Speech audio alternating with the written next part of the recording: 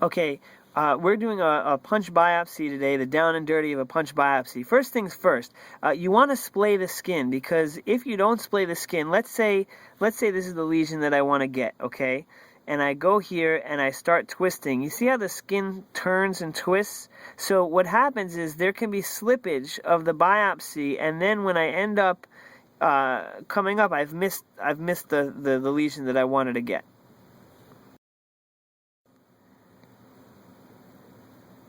So how do we splay the skin? There's two ways. I like to make a triangle of forces, this way, that way, and that way. So like an equilateral triangle going away from the center and pushing away. I do that by my pinky, my other pinky, and my thumb. Okay, so I center that around the lesion. Now I have my other index and thumb to be able to place the punch wherever I want in the field. And then once it's placed, I put my index finger on here, so the three fingers are stretching the base.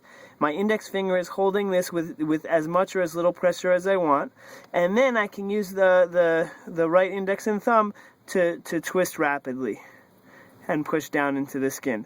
Alternatively, I can use my pinky, and forefinger and start from the center and stretch that way, put this there, and hold it in place with my thumb.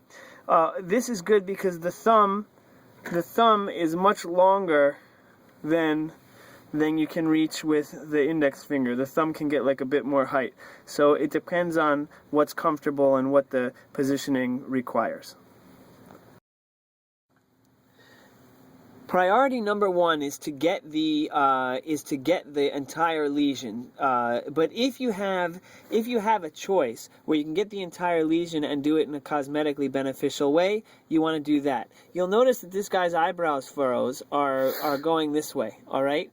Now that his skin tension lines are this way. So if I go perpendicular to his skin tension lines and make a circle. And so I draw tension mainly perpendicular to the tension lines, and I put a circular punch. It's supposed to come out, okay? When the skin tension lines relax, they relax in an oval, which fits into the scar, fits into the brow. So the scar will fit into the furrow more nicely, and it comes out as a cosmetically acceptable result. Alternatively, if I stretch the skin according to, I'm just going to redo the marker here. If I stretch the skin horizontal in the direction of the skin tension line, and I put this punch, the oval becomes more perpendicular to the skin tension, and I can't bury this stitch in the line of the brow furrow, and so it's a cosmetically less good result. When punching a pigmented lesion, you can imagine that when I put this punch over the lesion, I don't quite know where I am. I don't know if I'm like a little bit off center, if I'm perfectly over it, or what.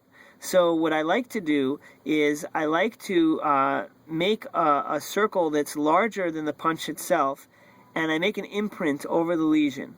Now I see that there's a circular imprint over the lesion.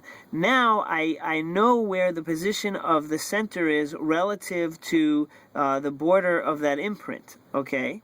And then I can say, well, gee whiz, I'm going to put my the blade part of this over the lesion, and I'm going to do it within the imprint itself. And I know that if the lesion is a little more to the left side, near the left border of the imprint, I know that the punch should be a little bit more to the left border of the imprint. And I have a guide that's a circle outside the punch to tell me where to go over this lesion to center it directly.